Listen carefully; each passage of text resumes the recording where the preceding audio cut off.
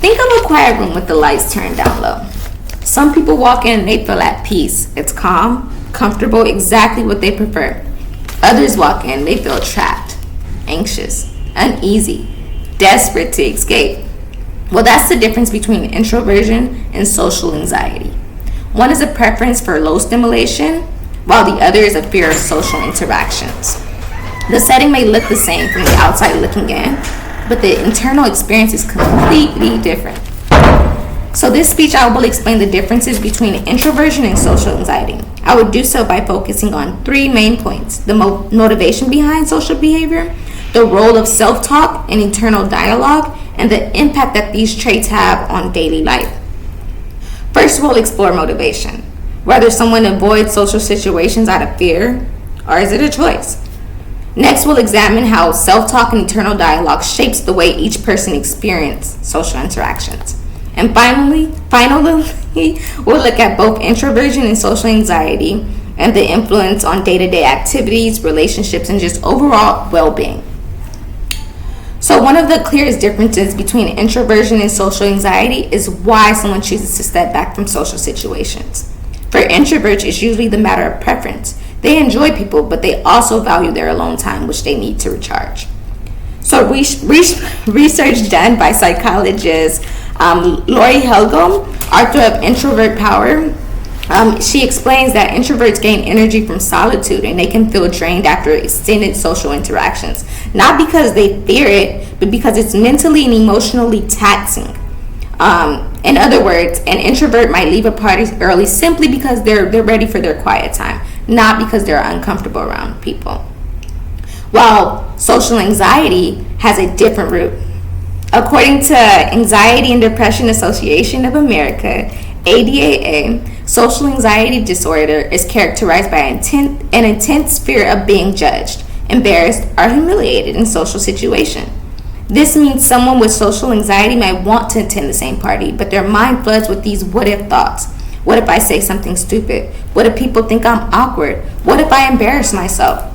So it's not the matter of wanting to be alone. It's the matter of fearing what will happen when they're with others. Think of it this way. Introversion is about energy management, while social anxiety is about fear management. Both can result in avoiding a social setting, but the underlying motivation is completely different. So recognizing this distinction helps us better understand ourselves, along with just showing more compassion toward others. So while motivation explains why someone might step away from a social interaction, self-talk reveals what's happening inside their head in that moment. So introverts often have a calm or neutral or even a curious inner dialogue in social settings. They might be quietly observing but processing what's being said or thinking about how they want to contribute. So for this one, psychologist Dr. Marty Olson Laney, he notes that in the Introvert Advantage that introvert process information more deeply. Introverts, they process more information more deeply, which can make them pause before speaking, not from fear, but from reflection, simply. So their inner voice usually is practical and grounded, saying things like, I'll wait until I have something meaningful to say, or I'll leave as soon as I can get rest. So for people with social anxiety, self-talk is often dominated by self-criticism or worry even. The National Institute of Mental Health explains that those with social anxiety experience a cycle of negative thinking that magnifies perceived flaws or predicts rejection. In a simple conversation, their internal voice might be racing, saying things like, everyone is noticing how awkward I am, or that comment I made just sounded so dumb. So this ongoing mental commentary increases their anxiety in real time and can make them withdraw without them even wanting to. So the difference here is subtle but also very powerful.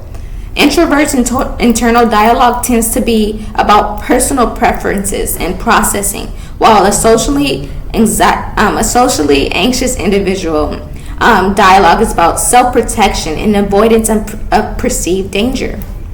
Understanding this here can help us respond with empathy, offering introverts space without pressure, and offering socially anxious individuals reassurance and just patience overall.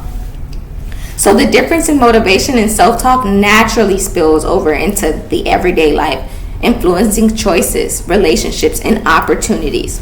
For introverts, their preference for quiet often shapes their routines in positive, intentional ways.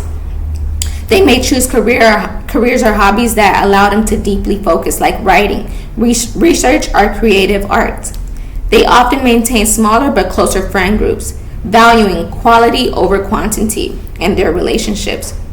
While they may skip certain large gatherings, it's usually because they want to spend their energy on the people and the activities they find most meaningful. For individuals with social anxiety, however, the impact can be more limiting.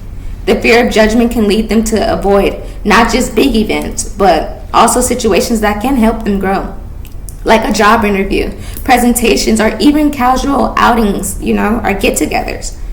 The ADAA reports that untreated social anxiety can result in lower educational achievement, difficulty advancing in their careers, and challenges in forming or maintaining relationships. So unlike introverts who may feel comfortable and confident in chosen social settings that they choose, people with social anxiety may miss out on experiences they actually want because fear becomes the deciding factor. In daily life, introversion looks like deliberate pacing, while social anxiety can look like hesitation caused by internal alarms. Both may appear similar from the outside looking in, someone declining an invitation, keeping to themselves, or avoiding the spotlight. But the emotional drivers and the consequences are vastly different. So recognizing this difference here can help us respond and understand with understanding rather than assumptions. So at the start of this speech, I asked you to picture a quiet room, one person at peace, another feeling trapped. Now we can see why the same space can create such different reactions. Introversion is guided by choice, a preference for environments that recharge energy. Social anxiety is driven by fear, shaped by our self-talk that warns of imagined threats. And in daily life, introversion often leads to intentional boundaries, while social anxiety can build invisible walls that block opportunities.